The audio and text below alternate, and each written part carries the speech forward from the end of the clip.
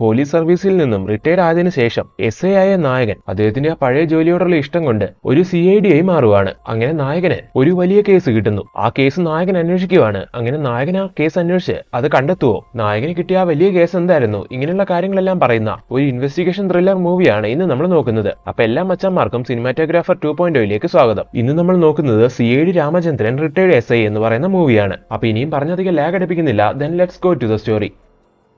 നീണ്ട 33 കൊല്ലത്തെ സർവീസിന് ശേഷം റിട്ടയർഡ് ആവുന്ന SI രാമചന്ദ്രനെ കാണിച്ചുകൊണ്ടാണ് ഈ മൂവി സ്റ്റാർട്ട് ചെയ്യുന്നത്. ഇദ്ദേഹമാണ് നമ്മുടെ മൂവിയിലെ നായകൻ. കിട്ടുന്ന കേസെല്ലാം ക്ലോസ് ചെയ്യുന്നതിൽ നായകൻ ഒരു പ്രത്യേക കഴിവുണ്ട്. അങ്ങനെ ഇപ്പൊ നായകന്റെ ലാസ്റ്റ് സർവീസ് ഡേയിൽ അദ്ദേഹത്തിനെ അനുമോദിക്കുന്ന ചടങ്ങിൽ അദ്ദേഹത്തിന്റെ കൊളീഗ്സ് എല്ലാം അദ്ദേഹത്തിന്റെ ആ പ്രത്യേക കഴിവിനെ പറ്റി എല്ലാം പറഞ്ഞുകൊണ്ടിരിക്കുന്നു. ഇങ്ങനെ ഒരു ഉദ്യോഗസ്ഥന്റെ കൂടെ ജോലി ചെയ്യാൻ സാധിച്ചതിൽ ഒരുപാട് സന്തോഷമുണ്ടെന്നൊക്കെ അവർ പറയുന്ന സമയം നമ്മുടെ നായകൻ ഒരുപാട് ഇമോഷണൽ ആവുന്നു. അങ്ങനെ ഇപ്പൊ സ്റ്റേഷനിലെ ചടങ്ങുകളെല്ലാം കഴിഞ്ഞ് നായകൻ വീട്ടിലേക്ക് എത്തുന്നു. വീട്ടിലും ചെറിയ പാർട്ടിയെല്ലാം അറേഞ്ച് ചെയ്തിട്ടുണ്ട്. അങ്ങനെ ഇപ്പൊ നായകൻ വീട്ടിലേക്ക് എത്തിയ ഉടനെ തന്നെ നായകന്റെ ഫോണിലേക്ക് ഒരു കോൾ വരുന്നു. നായകന്റെ സ്റ്റേഷൻ പരിധിയിൽ ഒരു മോഷണം നടന്നിരിക്കുകയാണ്. കള്ളനുള്ള സ്ഥലം ഏകദേശം കണ്ടുപിടിച്ചിട്ടുണ്ട്. ഈ ഇൻഫർമേഷൻ പറഞ്ഞിട്ടുള്ള ഒരു കോൾ ആയിരുന്നു അത്. നായകന്റെ കൊളീഗ്സ് ആ സമയം പറയുന്നുണ്ട്, സാർ പാർട്ടിയിലല്ലേ, അതുകൊണ്ട് സാർ വരണ്ട, ഞങ്ങൾ പോയി ആ കള്ളനെ പിടിച്ചോളാന്ന്. എന്നാൽ ലാസ്റ്റ് സർവീസ് ഡേയിൽ നായകൻ അവസാനമായിട്ട് കിട്ടിയ കേസല്ലേ ഇത്. ഈ കേസും സോൾവ് ചെയ്തിട്ട് വേണം സർവീസിൽ നിന്ന് ഇറങ്ങാനെന്ന് നായകൻ ആഗ്രഹം തോന്നുന്നു. അങ്ങനെ നായകൻ ഭാര്യനോട് പറഞ്ഞ് അവിടെ നിന്ന് ഇറങ്ങാൻ തുടങ്ങുവാണ്. ഈ സമയം ഭാര്യ പറയുകയാണ്, നിങ്ങൾ വിളിച്ചിട്ടല്ലേ ഈ പാർട്ടിക്ക് ഇത്രയധികം ആൾക്കാർ വന്നിരിക്കുന്നത്, ആ സമയത്ത് നിങ്ങൾ ഇങ്ങനെ പോയാൽ എങ്ങനെയാ? ഇത് കേൾക്കുന്ന നായകൻ പറയാണ്, ഞാനിപ്പോൾ ഉള്ളത് എന്റെ ഡ്യൂട്ടിന്റെ അവസാന നിമിഷങ്ങളിലാണ്. ഈ സമയത്ത് കിട്ടിയ ഈ കേസും കൂടി എനിക്ക് തെളിയിക്കാൻ കഴിഞ്ഞ, ആ കള്ളനെ പിടിക്കാൻ കഴിഞ്ഞ,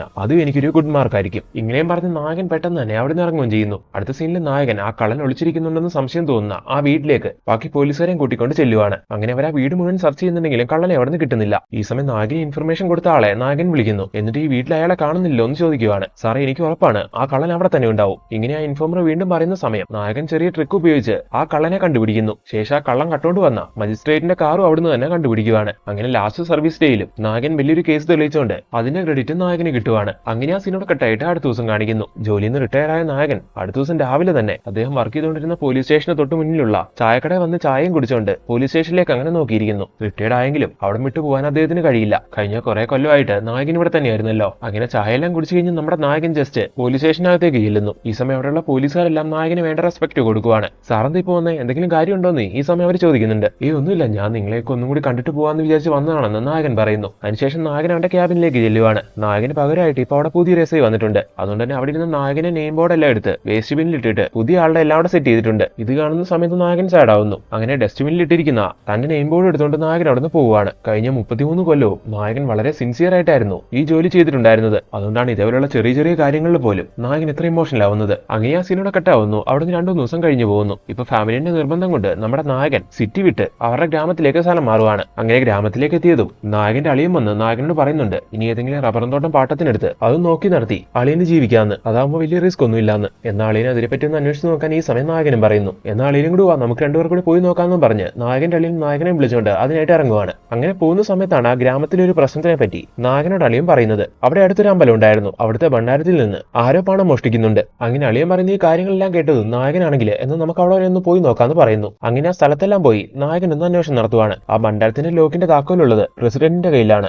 അങ്ങനെ എന്തായാലും അങ്ങനെ ഒരു ക്രൈം ചെയ്യില്ല. അങ്ങനെ അളിയൻ പറയുമ്പോൾ എന്നൊരു പക്ഷെ അയാളുടെ ഏതെങ്കിലും റിലേറ്റീവ്സോ ചിലപ്പോൾ അയാളുടെ വീട്ടിൽ തന്നെയുള്ള ആരെങ്കിലും ആയിരിക്കണം. പ്രസിഡന്റ് അറിയാതെ അയാളുടെ കയ്യിൽ നിന്ന് ആ താക്കോലെടുത്ത് അവരായിരിക്കണം ആ ക്രൈം ചെയ്യുന്നത്. ഇങ്ങനെ നായകൻ ഗസ് ചെയ്യുന്നു. അതുപോലെ ആ കള്ളനെ പിടിക്കാനുള്ള കുറച്ച് ടെക്നിക്സും നായകൻ അളിയന് പറഞ്ഞു കൊടുക്കുവാണ്. അങ്ങനെ നായകൻ പറഞ്ഞു കൊടുത്ത കാര്യങ്ങളെല്ലാം അളിയൻ നാട്ടുകാരുമായിട്ട് ചർച്ച ചെയ്യുന്നു. അങ്ങനെ ആ ടെക്നിക്സ് എല്ലാം യൂസ് ചെയ്ത് അവർ ആ കള്ളനെ പിടികൂടുവാണ്. അങ്ങനെ അതിന്റെ ക്രെഡിറ്റും നമ്മുടെ നായകന് കിട്ടുന്നു. കണ്ടില്ലേ, റിട്ടയർഡ് ആയെങ്കിലും നായകൻ അയാളുടെ ഉള്ളിലെ കഴിവ് അങ്ങനെ അങ്ങ് വിട്ടുകളയാൻ കഴിയുന്നില്ല. പണ്ടത്തെ പോലെ തന്നെ കേസും അന്വേഷണമൊക്കെ ആയിട്ട് അങ്ങനെ എൻഗേജ്ഡ് ആവാനാണ് നായകൻ ആഗ്രഹിക്കുന്നത്. അങ്ങനെ ഇരിക്കുന്ന ഒരു ദിവസം നമ്മുടെ നായകനാണെങ്കിൽ നായകന് പരിചയമുള്ള ഒരു വക്കീലുണ്ട്. അദ്ദേഹത്തിനെ കാണാൻ വേണ്ടി ചെല്ലുവാണ്. അങ്ങനെ ഇപ്പൊ അദ്ദേഹത്തിനെ കണ്ട് അവർ രണ്ടുപേരും കൂടി ബാറിൽ നിന്ന് വെള്ളം അടിക്കുന്ന സമയം നായകൻ അദ്ദേഹത്തിനോട് പറയുന്നുണ്ട്, റിട്ടയർഡ് ആയെങ്കിലും എനിക്ക് എന്റെ പഴയ ജോലി അങ്ങനെ അങ്ങ് വിട്ട് കളയാൻ കഴിയുന്നില്ല. കേസും അതിന്റെ അന്വേഷണങ്ങളൊക്കെ ആയിട്ട് നടക്കാനാണ് ഇപ്പോഴും ഞാൻ ആഗ്രഹിക്കുന്നത്. ഇത് കേൾക്കുന്ന വക്കീൽ പറയാണ്, മിസ്റ്ററി ആയിട്ടുള്ളതും അൺസോൾവ്ഡ് ആയിട്ടുള്ള കേസുകളെല്ലാം എടുത്ത് അത് കണ്ടുപിടിക്കുന്ന ഒരുപാട് പ്രൈവറ്റ് ഡിറ്റക്റ്റീവ്സ്, അതായത് CIDs ഇന്നിവിടെ പ്രവർത്തിക്കുന്നില്ലേ? അതേപോലെ നിനക്ക് തുടങ്ങിക്കൂടെ? നീ പേര് കേട്ട ഒരു പോലീസുകാരനായിരുന്നുണ്ട്, നിനക്ക് ഒരുപാട് കേസുകൾ അങ്ങനെ കിട്ടും. ഇത് കേട്ട നായകന് അത് നല്ലൊരു ഐഡിയ ആണെന്ന് തോന്നുവാണ്. അങ്ങനെ അടുത്ത സീനിൽ നായകൻ ഈ കാര്യങ്ങളെല്ലാം വീട്ടിൽ വന്ന് പറയുന്നു. അങ്ങനെ പ്ലാൻ ചെയ്യുന്ന പോലെ ഒരു പ്രൈവറ്റ് ഡിറ്റക്റ്റീവ് കമ്പനിയും നായകൻ തുടങ്ങുവാണ്.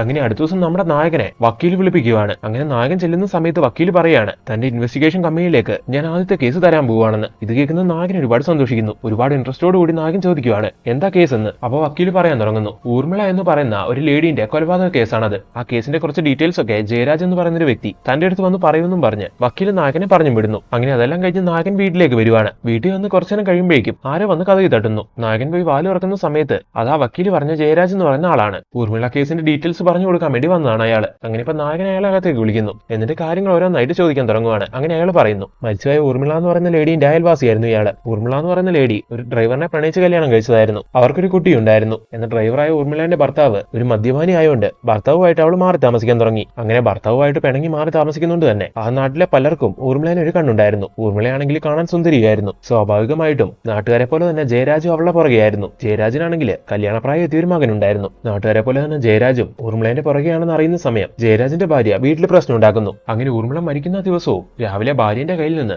ആ ഒരു കാര്യത്തിന് കുറെ വഴക്ക് കേട്ടിട്ടാണ് ജയരാജ് വീട്ടിൽ നിന്ന് ഇറങ്ങുന്നത്. എന്നാൽ അത്രയും വഴക്ക് കേട്ടതിന്റെ യാതൊരു കൂസലും ഇല്ലാതെ അയാൾ ബൈക്ക് എടുത്ത് നേരെ പോകുന്നത് ഊർമിളേന്റെ വീടിന് മുമ്പിലേക്കായിരുന്നു. അങ്ങനെ അവിടെ കൊണ്ടുപോയി ബൈക്ക് നിർത്തിയതിനു ശേഷം വീടിന്റെ പുറത്തു നിന്ന് ഊർമിളേനെ ഒന്ന് സൈറ്റ് അടിച്ച് അതിനുശേഷം ബൈക്ക് എടുത്ത് അയാൾ അയാളുടെ തിരക്കുകളൊക്കെ ആയിട്ട് എൻഗേജ് ആവുന്നു. രാത്രി സമയത്ത് ഒരു നാട്ടുകാരൻ പറയുവാണ്, ഇത് നിങ്ങളുടെ ഭാര്യ ഊർമിളേന്റെ വീട്ടിൽ ചെന്ന് നിങ്ങളുടെ കാര്യം പറഞ്ഞുകൊണ്ട് എന്തൊക്കെ വഴക്കുണ്ടാക്കിയായിരുന്നു എന്ന്. ഇത് കേൾക്കുന്ന ജയരാജൻ ആകെ എന്തോ പോലെയാവുന്നു.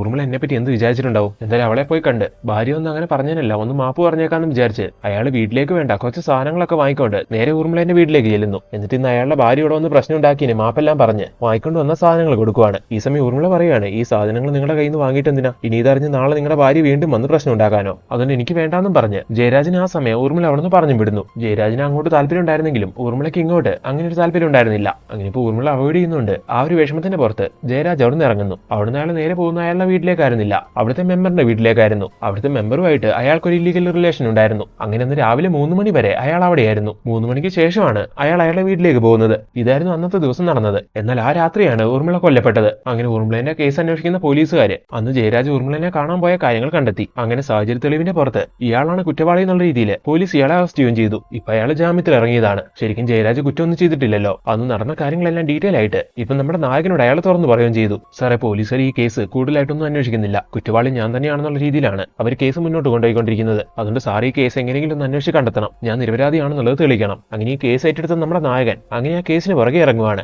ആദ്യം തന്നെ ജയരാജ് പറയുന്നതെല്ലാം ശരിയാണോ എന്ന് അറിയാൻ വേണ്ടി നായകൻ മെമ്പറിന്റെ വീട്ടിലേക്ക് ചെല്ലുന്നു. അന്ന് രാത്രി മുതൽ രാവിലെ 3 മണി വരെ മെമ്പറിന്റെ കൂടെ ആയിരുന്നു ജയരാജ് എന്ന് പറയുന്നുണ്ടായിരുന്നല്ലോ. അങ്ങനെ ഇപ്പൊ അതിനെപ്പറ്റിയെല്ലാം നായകൻ അവരോട് ചോദിക്കുന്നു. എന്നാൽ അവരത് സമ്മതിച്ചു കൊടുക്കുന്നില്ല. ജയരാജുമായിട്ട് തനിക്കൊരു ബന്ധമില്ലാന്നൊക്കെയാണ് അവർ പറയുന്നത്. ഇത് നായകൻ എന്ന് കുഴപ്പത്തിലാക്കുന്നുണ്ട്. എന്നാൽ നായകൻ അത് വിട്ടുകളയുന്നില്ല. ജയരാജ് റീസെന്റ് ആയിട്ട് പർച്ചേസ് ചെയ്ത കുറെ കാര്യങ്ങളല്ല നായകനായുള്ള ഫോണും ട്രാൻസാക്ഷൻ ഹിസ്റ്ററി എല്ലാം വെച്ച് കണ്ടുപിടിക്കുന്നു. അതെല്ലാം ലേഡീസ് ഐറ്റംസ് ആയിരുന്നു. അങ്ങനെ ഇപ്പൊ ആ എവിഡൻസ് എല്ലാം വെച്ച് കാട്ടി മെമ്പറോട് വീണ്ടും നായകൻ സംസാരിക്കുവാണ്. ഇത് പരിശോധിക്കുമ്പോൾ തന്നെ എനിക്ക് വ്യക്തമാണ് നിങ്ങൾ തമ്മിൽ അങ്ങനത്തെ ഒരു ബന്ധമുണ്ടെന്ന്. ഇതെല്ലാം ജയരാജ് വാങ്ങിയത് നിങ്ങൾക്ക് വേണ്ടിയാണെന്ന്. അങ്ങനെ നായകൻ വ്യക്തമായിട്ടുള്ള എവിഡൻസോടെ ഈ കാര്യം ചോദിക്കുന്ന സമയം മെമ്പർ സത്യങ്ങളെല്ലാം തുറന്നു പറയുന്നു. ശരിക്കും അവർ തമ്മിൽ ബന്ധമുണ്ടായിരുന്നുവെന്ന്. അന്ന് നൈറ്റ് ജയരാജ് അവരുടെ കൂടെ ഉണ്ടായിരുന്നുവെന്ന്. ഈ കാര്യങ്ങൾ പുറത്തറിഞ്ഞ മെമ്പറിന്റെ പേര് പോകുമല്ലോ. അതുകൊണ്ടാണ് സാർ ആദ്യം ചോദിച്ചപ്പോൾ ജയരാജുമായിട്ട് ഒരു ബന്ധമില്ലാന്ന് താൻ പറഞ്ഞെന്നും മെമ്പർ ഈ സമയം തുറന്നു പറയുന്നു. അങ്ങനെ മെമ്പർ സത്യങ്ങൾ പറഞ്ഞതോടെ ജയരാജ് പറഞ്ഞ കാര്യങ്ങളെല്ലാം സത്യമാണ്. ജയരാജ് പ്രതിയല്ല എന്നുള്ള കാര്യം നായകൻ മനസ്സിലാവുന്നു. അതിനുശേഷം ആരാണ് ഈ കൊലപാതകം ചെയ്തതെന്നറിയാൻ വേണ്ടി നായകൻ അന്വേഷണങ്ങളിലേക്ക് കുറച്ചും കൂടി ആഴമായിട്ട് ഇറങ്ങുന്നു. ആദ്യം തന്നെ നമ്മുടെ നായകൻ ഊർമിളന്റെ വീട്ടിലേക്ക് എത്തി അവിടേക്ക് ഒന്ന് അന്വേഷിക്കുവാണ്. ഊർമിളയ്ക്ക് ഉണ്ടായിരുന്നത് ഒരു മകളായിരുന്നു. പ്രസന്റ്ലി അവൾ കല്യാണം എല്ലാം കഴിഞ്ഞ് ഭർത്താവിന്റെ കൂടെയാണ് താമസം. എന്തോ സ്വത്ത് തർക്കത്തിന്റെ പേരില് ഊർമിളയും മരുമകനുമായിട്ട് കുറച്ച് പ്രശ്നങ്ങൾ ഉണ്ടായിരുന്നു. ഊർമിള മരിച്ചതിന് ശേഷം മകളും മരുമകനും ഇവിടെ വന്ന് താമസമാക്കി. അങ്ങനെ ഈ കാര്യങ്ങളെല്ലാം മനസ്സിലാക്കിയ നായകൻ ആദ്യം മരുമകനെ സംശയിക്കുവാണ്. ഇനി സ്വത്തിന്റെ പേരില് അമ്മയമ്മയും മരുമകനും തമ്മിൽ എന്തെങ്കിലും വഴക്കുണ്ടാക്കി അങ്ങനെയാണ് ഈ കൊല നടന്നതെന്നാണ് നായകൻ ആലോചിക്കുന്നത്. അങ്ങനെ നായകൻ അത് മനസ്സിലാക്കാൻ വേണ്ടി മരുമകനെ ചോദ്യം ചെയ്യുന്നുണ്ടെങ്കിലും പ്രത്യേകിച്ച് എവിഡൻസോ ക്ലൂവോ ഒന്നും നായകൻ അതിൽ നിന്ന് കിട്ടുന്നില്ല. ഊർമിളന്റെ വീട്ടിൽ CCTV ക്യാമറ ഉണ്ടായിരുന്നു. ജയരാജ് വീട്ടിലേക്ക് വരുന്നത് മാത്രം ആ CCTV ക്യാമറയിൽ പതിഞ്ഞിട്ടുണ്ട്. എന്നാൽ അതിനുശേഷമുള്ള വിഷ്വൽസ് ഒന്നും അതിലില്ല. ഈ ഒരു കാരണം കൂടി കൊണ്ടാണ് ജയരാജിനെ പോലീസ് സംശയിക്കുന്നത്. അത് ആ കേസ് അന്വേഷിച്ച ഉദ്യോഗസ്ഥനോട് സംസാരിച്ച് നായകൻ മനസ്സിലാക്കുന്നു. അടുത്ത സീനിൽ നായകൻ വന്ന് ജയരാജിനെ കാണുന്നു. എന്നിട്ട് ഈ കേസിനെ പറ്റിയുള്ള കുറച്ച് കാര്യങ്ങളെല്ലാം ചർച്ച ചെയ്യുന്നു. അതിലെ കൂടുതൽ കുറച്ച് കാര്യങ്ങൾ അറിയാനുണ്ടായിരുന്നു. അതിനെപ്പറ്റിയല്ല ഇപ്പൊ അയാളോട് ചോദിക്കുകയും ചെയ്യുന്നു. അതിനുശേഷം നമ്മുടെ നായകനാണെങ്കിൽ SP-നെ പോയി കാണുവാണ്. നായകൻ ഇപ്പൊ ഈ പ്രൈവറ്റ് ഇൻവെസ്റ്റിഗേഷൻ നടത്തുന്നതും ഈ കേസിലെ നായകന്റെ ഫൈൻഡിങ്സ് എല്ലാം നായകൻ ഇപ്പൊ SP-നോട് പറയുന്നുണ്ട്. ഇതെല്ലാം കേൾക്കുന്ന SP റിട്ടയർഡ് ആയതിനു ശേഷവും നായകൻ ഇത്തരത്തിലുള്ള കേസുകൾ കണ്ടെത്താനുള്ള ഈ എഫേർട്ട് കാണിക്കുന്നതിന് നായകനെ അഭിനന്ദിക്കുന്നു. സാർ, എന്റെ ഇത്ര നാളത്തെ എക്സ്പീരിയൻസിന്റെ പുറത്ത് ഞാൻ കണ്ടുപിടിച്ച കാര്യങ്ങൾ വെച്ചിട്ട് പറയുക, ഒരിക്കലും ഈ ക്രൈം ചെയ്തത് ജയരാജ് അല്ല. നായകൻ ഇങ്ങനെ ഉറപ്പിച്ചു പറയുമ്പോൾ SP ചോദിക്കുന്നു, പിന്നെ ആരായിരിക്കും എന്ന്. ഒന്നെങ്കിൽ സ്വത്ത് തർക്കത്തിന്റെ പേരില് മകളും മരുമകനും കൂടിയായിരിക്കണം അത് ചെയ്തിട്ടുണ്ടാവുക. ഇനി അതല്ലെങ്കിൽ ഊർമിളയായിട്ട് പിണങ്ങി താമസിക്കുന്ന അവരുടെ ഭർത്താവ്. ശരി, എന്നാൽ താൻ ആ ഒരു രീതിക്ക് അന്വേഷണം തുടങ്ങാൻ ഈ സമയം SP പറയുന്നു. അങ്ങനെ നമ്മുടെ നായകൻ അടുത്ത സീനില് ഊർമിളയായിട്ട് പിണങ്ങി താമസിക്കുന്ന അവരുടെ ഭർത്താവിനെ പോയി കാണുന്നു. അവരുടെ ഭർത്താവിനെ ചോദ്യം ചെയ്യുന്ന സമയത്ത് അവരുടെ ഭർത്താവ് ഈ ക്രൈം ചെയ്തിട്ടില്ല എന്നുള്ള കാര്യം നായകന് മനസ്സിലാവുന്നു. അങ്ങനെ ആകെ കുഴപ്പത്തിലായി പോകുന്ന നമ്മുടെ നായകൻ അടുത്ത സീനില് നായകനെ കേസ് ഏൽപ്പിച്ച ആ വക്കീലിനെ വന്ന് കണ്ടുപിടിച്ച കാര്യങ്ങൾ അത്രയും പറയുന്നു. എന്തായാലും ജയരാജ് ഈ കുറ്റം ചെയ്തിട്ടില്ല. എനിക്ക് പിന്നെ സംശയം ഉണ്ടായിരുന്നത് അവരുടെ ഭർത്താവിനെയും മകളെ മരുമകനെയായിരുന്നു. അവരെ ഞാൻ ചോദ്യം ചെയ്തതാണ്. അവരും ഈ ക്രൈം ചെയ്തതായിട്ട് എനിക്കിപ്പോ ഫീൽ ചെയ്യുന്നില്ല. ഇവരെ കൂടാതെ മറ്റാരോ ഈ കേസിലുണ്ട്. എന്റെ ഊഹം വെച്ച് നോക്കുവാണെങ്കിൽ അത് ഊർമിളന്റെ ഒരു കള്ളക്കാമുകനായിരിക്കാം. രാത്രി രാത്രി മാത്രം ഊർമിളനെ വന്ന് കാണുന്ന ആളായിരിക്കണം, അല്ലെങ്കിൽ നാട്ടുകാർ ആരെങ്കിലും അയാളെ നോട്ടീസ് ചെയ്തേനെ. ഇത് അങ്ങനെയുള്ള ഒരു കാര്യത്തിനെ പറ്റി നാട്ടുകാരും പറഞ്ഞു കേട്ടില്ല. എന്നാൽ താൻ ആ ഒരു രീതിക്ക് ഒന്ന് അന്വേഷണം നടത്താൻ ഈ സമയം വക്കീല് പറയുന്നു. അങ്ങനെ നായകൻ ആ അന്വേഷണം മുന്നോട്ട് കൊണ്ടുപോവാണ്. അങ്ങനെ നായകൻ കണ്ടുപിടിക്കുന്നു ഊർമിളയ്ക്ക് ഒരു രഹസ്യ ബന്ധമുണ്ടായിരുന്നുവെന്ന്. പാതിരാത്രി സമയം മാത്രം അവളെ കാണാൻ വേണ്ടി അയാൾ വരുമായിരുന്നുവെന്ന്. ഇനി നായകന്റെ മുമ്പിലുള്ളത് ആ വ്യക്തി ആരാണെന്ന് കണ്ടെത്തുക എന്നുള്ളതാണ്. പക്ഷെ അത് വിചാരിക്കുന്നതിൽ അത്ര ഈസി അല്ല. അങ്ങനെ നായകനാണെങ്കിൽ അത് കണ്ടുപിടിക്കുന്നത് എങ്ങനെയാണെന്ന് ആലോചിച്ച് തല പൊകഞ്ഞുകൊണ്ടിരിക്കുന്ന സമയം നായകന്റെ ഫാമിലി, അതായത് നായകന്റെ ഭാര്യയും മകളെല്ലാം നായകനെ ഒരുപാട് സപ്പോർട്ട് ചെയ്യുന്നു. ഇത് നായകന് ഒരുപാട് മോട്ടിവേഷൻ കൊടുക്കുന്നുണ്ട്. അതിൽ ഓരോരോ കാര്യങ്ങൾ കണ്ടെത്തുമ്പോഴും നായകനാണെങ്കിൽ അത് എസ്പിനും ടീംസിനെയും വിളിച്ചിട്ട് അവർക്ക് എക്സ്പ്ലെയിൻ ചെയ്ത് കൊടുക്കുന്നുണ്ട്. ഊർമിളന്റെ വീട്ടിൽ നിന്ന് അവർ യൂസ് ചെയ്തുകൊണ്ടിരുന്ന ഒരു മൊബൈൽ കിട്ടിയിട്ടുണ്ട്. അതിന്റെ വ്യക്തമായിട്ടുള്ള ഫോറൻസിക് അന്വേഷണങ്ങൾക്ക് വേണ്ടി ഒഫീഷ്യൽ ഹെൽപ്പ് എല്ലാം അവർ ചെയ്തു കൊടുക്കുവാണ്. അങ്ങനെ ആ ഫോൺ ചെക്ക് ചെയ്യുന്ന സമയത്ത് പോലീസുകാർ കണ്ടെത്തുവാണ് ആക്ച്വലി അത് ഊർമിളന്റെ ഫോൺ ആയിരുന്നില്ല. അങ്ങനെ ആ ഫോണിന്റെ ഓണറെ അന്വേഷിക്കുന്ന സമയത്ത് പോലീസുകാർ കണ്ടുപിടിക്കുന്നു അതൊരു വൃദ്ധന്റേതായിരുന്നു. അങ്ങനെ അയാളുടെ അടുത്ത് നിന്ന് ആ ഫോൺ അയാൾക്ക് എങ്ങനെ മിസ്സായെന്ന് ചോദിക്കുന്ന സമയം അയാൾ കുറെ നാളുകൾക്ക് മുമ്പ് സിറ്റി ഹോസ്പിറ്റലിൽ പോയ സമയം അവിടെ വെച്ചാണ് ആ ഫോൺ മിസ്സായെന്നാണ് അയാൾ പറയുന്നത്. ഇതറിയുന്ന നായകൻ അടുത്ത സീനിൽ നേരെ ആ ഹോസ്പിറ്റലിലേക്ക് എത്തി അവിടെ ഒരു അന്വേഷണം നടത്തുന്നു. ആ ഹോസ്പിറ്റലിലെ സെക്യൂരിറ്റി ആയ രഘു എന്ന് പറയുന്ന ആളുടെ അടുത്തായിരുന്നു അന്ന് ആ ഫോൺ കിട്ടിയിട്ടുണ്ടായിരുന്നത്. അങ്ങനെ അവിടെ ഉണ്ടായിരുന്ന പേഷ്യൻസിനോട് ഇത് നിങ്ങളുടെ ആരെങ്കിലും ഫോണാണെന്ന് ചോദിച്ച സമയം അതൊരു സ്ത്രീ വാങ്ങിക്കൊണ്ടും പോയി. ആ സ്ത്രീ ആരാണെന്ന് അന്വേഷിക്കുന്ന സമയത്താണ് നായകൻ കണ്ടുപിടിക്കുന്നത് അത് മറ്റാരുമല്ല ഊർമിളയാണെന്ന്. സ്വന്തം അല്ലാഞ്ഞിട്ടും ആ ഫോൺ വാങ്ങിക്കൊണ്ട് പോകണമെങ്കിൽ അതിന് പുറകില് മറ്റെന്തെങ്കിലും ഒരു ഉദ്ദേശം ഊർമിളയ്ക്ക് ഉണ്ടായിരുന്നിരിക്കണമെന്ന് നായകൻ ആലോചിക്കുന്നു. വ്യക്തമായിട്ടുള്ള എവിഡൻസ് ഇല്ലാതെ ആ ഫോൺ ഊർമിളയ്ക്ക് കൊടുത്തുവിട്ട രഘുവിന് ഊർമിളയായിട്ട് എന്തെങ്കിലും കണക്ഷൻ ഉണ്ടോയെന്നും നായകൻ ഈ സമയത്ത് ചിന്തിക്കുന്നു. അങ്ങനെ ഇപ്പൊ രഘു എന്ന് പറയുന്ന വ്യക്തിനെ പറ്റി നായകൻ അന്വേഷിക്കാൻ തുടങ്ങുന്നു. അങ്ങനെ അവനെ പറ്റി നായകൻ അറിയുന്നത് അത്ര നല്ല കാര്യങ്ങളൊന്നും അല്ലായിരുന്നു. ശരിക്കും അവനൊരു ഫ്രോഡാണെന്നുള്ള രീതിയിലൊക്കെയാണ് നാട്ടുകാർ സംസാരിക്കുന്നത്. വീട്ടിൽ ചെന്ന് അവന്റെ അമ്മയോട് ചോദിക്കുന്ന സമയത്തും അവരും അത്ര നല്ല അഭിപ്രായങ്ങളൊന്നും പറയുന്നില്ല. അങ്ങനെ സാഹചര്യ തെളിവ് വെച്ച് രഘുവിനെ കുറച്ച് ഡൗട്ട് തോന്നി നമ്മുടെ നായകൻ പോലീസുകാരെ കൊണ്ടുവന്ന് അവനെ അറസ്റ്റ് ചെയ്ത് കൊണ്ടുപോകുന്നു. അടുത്ത സീനിൽ അവനെ ചോദ്യം ചെയ്യുന്ന സമയത്ത് അവ സത്യങ്ങളെല്ലാം തുറന്നു പറയുവാണ്. അത് നായകൻ ഇത്ര നാളും അന്വേഷിച്ച് നടന്ന ഊർമിളന്റെ ആ രഹസ്യ കാമുകനായിരുന്നു ഈ രഘു. ഊർമിള ഇടയ്ക്കിടയ്ക്ക് സിറ്റി ഹോസ്പിറ്റലിലെ ചെക്കപ്പിന് വേണ്ടി വരുമായിരുന്നു. അവിടുത്തെ സെക്യൂരിറ്റി ആയിരുന്നു രഘു എന്ന് പറയുന്നുണ്ടായിരുന്നല്ലോ. അങ്ങനെ പല പ്രാവശ്യം അവിടെ വെച്ച് കണ്ടാണ് അവര് പരിചയപ്പെടുന്നത്. അങ്ങനെ പരിചയപ്പെട്ട് അവർ തമ്മിൽ റിലേഷൻ ആവുന്നു. ഇവര് തമ്മിൽ അങ്ങനെ രഹസ്യമായിട്ട് മീറ്റ് ചെയ്തിരുന്നത് ഊർമിളന്റെ വീട്ടിലായിരുന്നു. പാതിരാത്രി ആവുന്ന സമയത്ത് ഊർമിളനെ കാണാൻ വേണ്ടി അയാൾ അവളുടെ വീട്ടിലേക്ക് വരും. രഹസ്യമായിട്ട് ഇവർക്ക് സംസാരിക്കാൻ വേണ്ടിയാണ് അന്ന് ആ ഹോസ്പിറ്റലിൽ വന്ന പേഷ്യന്റ് ഫോൺ മറന്നു വെച്ച് പോകുമ്പോൾ ഊർമിളയ്ക്ക് അയാൾ ആ ഫോൺ കൊടുത്തിട്ടുണ്ടായിരുന്നത്. പിന്നീട് അങ്ങോട്ട് ഇവർ കമ്മ്യൂണിക്കേറ്റ് ചെയ്തുകൊണ്ടിരുന്നതല്ല ആ ഫോൺ ത്രൂ ആയിരുന്നു. പാതിരാത്രി അവളെ കാണാൻ വരികയും അത് രാവിലെ അവിടെ നിന്ന് തിരിച്ചു പോവുകയും ചെയ്യുന്നതുകൊണ്ട് തന്നെ നാട്ടുകാർക്ക് ഇങ്ങനെ ഒരു വ്യക്തിയെ അവിടെ കണ്ടു പരിചയമില്ലായിരുന്നു. ഇവരുടെ റിലേഷനെ പറ്റി ആർക്കും അറിയത്തില്ലായിരുന്നു. അങ്ങനെ ഇപ്പൊ ഇത്രയും കാര്യങ്ങളെല്ലാം മനസ്സിലാക്കിയതിനു ശേഷം നായകൻ അവനോട് ചോദിക്കുവാണ് ശരി ഊർമിള എങ്ങനെയാണ് മരിച്ചതെന്ന്, അന്ന് രാത്രി സംഭവിച്ചത് എന്താണെന്ന്. അങ്ങനെ ഇപ്പൊ രഘു അതും പറയാൻ തുടങ്ങുന്നു. ചെയ്തുകൊണ്ടിരിക്കുന്ന സെക്യൂരിറ്റി ജോബ് അയാൾക്കൊട്ടും ശരിയാവുന്നില്ലായിരുന്നു. അതുകൊണ്ട് തന്നെ ആ ജോബ് വേണ്ടാന്ന് വെച്ച് ഒരു ബിസിനസ് ചെയ്യാൻ അയാൾ ആഗ്രഹിച്ചു. പൈസക്കാരിയായ ഊർമിളയോട് അയാൾ അതിനാവശ്യമുള്ള കുറച്ച് പണം ആവശ്യപ്പെട്ടായിരുന്നു. ഊർമിള ആദ്യം അത് കൊടുക്കാന്ന് പറഞ്ഞു. എന്നാൽ അവസാനമായിട്ട് അവളുടെ വീട്ടിലേക്ക് എത്തിയ ദിവസം അതിനെപ്പറ്റി ചോദിച്ചപ്പോൾ ഊർമിളയാണെങ്കിൽ പണം റെഡി ആയിട്ടില്ല എന്ന് പറഞ്ഞു ഉരുണ്ട് കളിച്ചു. അങ്ങനെ അതിന്റെ പേരിൽ അവർ തമ്മിൽ വഴക്കാവുകയാണ്. ആ വഴക്കിനൊടുവില് ഒരു കയ്യബദ്ധം. അങ്ങനെയാണ് ഊർമിള മരണപ്പെട്ടത്. ജയരാജ് പോയി കഴിഞ്ഞിട്ടായിരുന്നു രഘു അവിടേക്ക് വന്നിട്ടുണ്ടായിരുന്നത്. ജയരാജിനെ പറഞ്ഞു വിട്ടതിന് ശേഷം രഘു അവിടേക്ക് വരുമെന്ന് അറിയുന്നതുകൊണ്ട് തന്നെ ഊർമിള അവിടുത്തെ CCTV ഓഫ് ആക്കിയിട്ടുണ്ടായിരുന്നു. അതുകൊണ്ടാണ് ആ കാര്യങ്ങളൊന്നും CCTVയിൽ പതിയാത്തത്. അങ്ങനെ അബദ്ധത്തിൽ ആ ക്രൈം നടന്നതിന് ശേഷം രഘു അവിടുന്ന് മുങ്ങി. പിന്നീട് പോലീസുകാർ അന്വേഷിച്ചപ്പോൾ സാഹചര്യ തെളിവിന്റെ പുറത്ത് അവർ ജയരാജിനെ പിടിക്കുകയും ചെയ്തു. അങ്ങനെ ഇപ്പൊ അയാൾ ചെയ്ത ക്രൈം എല്ലാം അയാളെ കൊണ്ട് നായകൻ പോലീസുകാരെ മുമ്പിൽ വെച്ച് തന്നെ പറയിച്ചല്ലോ. അങ്ങനെ ഇപ്പൊ അയാളാണ് ഈ കേസിലെ പ്രതി എന്നുള്ള കാര്യം എല്ലാവർക്കും മനസ്സിലായി. അങ്ങനെ പോലീസുകാർക്ക് കണ്ടുപിടിക്കാൻ ബുദ്ധിമുട്ടായിരുന്ന ഈ കേസും നായകൻ അവന്റെ കഴിവുകൊണ്ട് കണ്ടെത്തി അതും പ്രൂവ് ചെയ്യുന്നു. അങ്ങനെ അടുത്ത സീനില് ഈ കേസിന്റെ ഹിയറിംഗ് കാണിക്കുവാണ്. കോടതിയിൽ കണ്ടെത്തിയ കാര്യങ്ങളെല്ലാം വക്കീൽ വ്യക്തമായിട്ട് പ്രൂവ് ചെയ്യുന്നു. അങ്ങനെ ഊർമിള കൊലക്കേസിലെ യഥാർത്ഥ പ്രതി രഘു ആണെന്ന് അങ്ങനെ പ്രൂവ് ചെയ്യാൻ കഴിയുന്നതുകൊണ്ട് രഘുവിന് കോടതി ശിക്ഷ കൊടുക്കുന്നു. നിരപരാധിയായ ജയരാജിനെ ഈ കേസിൽ നിന്ന് ഒഴിവാക്കുകയും ചെയ്യുന്നു. അതേപോലെ ഒരു റിട്ടയർഡ് ആയിട്ടുള്ള പോലീസുകാരെ ഇത്രയും കഷ്ടപ്പെട്ട് ഈ കേസ് തെളിയിച്ചുകൊണ്ട് അദ്ദേഹം കാണിച്ച ഈ എഫേർട്ടിനെ കോടതി അഭിനന്ദിക്കുകയും ചെയ്യുന്നു. ഇനിയും നായകൻ ഈ CID പണി തുടരും. ഇനി ഇതുപോലത്തെ കേസുകൾ നായകന് കിട്ടിയ നായകനത് പുഷ്പം പോലെ സോൾവ് ചെയ്യുമെന്ന് പറഞ്ഞുകൊണ്ട് അങ്ങനെ ഒരു എൻഡിങ്ങോടെയാണ് ഈ ഒരു മൂവി അതിന്റെ ചെയ്യുന്നതും. അപ്പൊ മച്ചാമാരെ എങ്ങനെയുണ്ടായിരുന്നു ഈ മൂവി? ഈ മൂവി നിങ്ങൾക്ക് എല്ലാവർക്കും ഇഷ്ടമായോ? ഈ മൂവി നിങ്ങൾക്ക് ഇഷ്ടപ്പെട്ടിട്ടുണ്ടെങ്കിൽ തീർച്ചയായിട്ടും ലൈക്കും കമന്റ്സും ഇടുക. അതുപോലെ ഞങ്ങളുടെ ചാനൽ നിങ്ങൾ ഇതുവരെ സബ്സ്ക്രൈബ് ചെയ്തിട്ടില്ലെങ്കിൽ ഇപ്പൊ തന്നെ ചാനൽ സബ്സ്ക്രൈബ് ചെയ്ത് ഞങ്ങളെ സപ്പോർട്ട് ചെയ്ത് കൂടെ നിൽക്കണം. Then see you on next video. Thank you so much.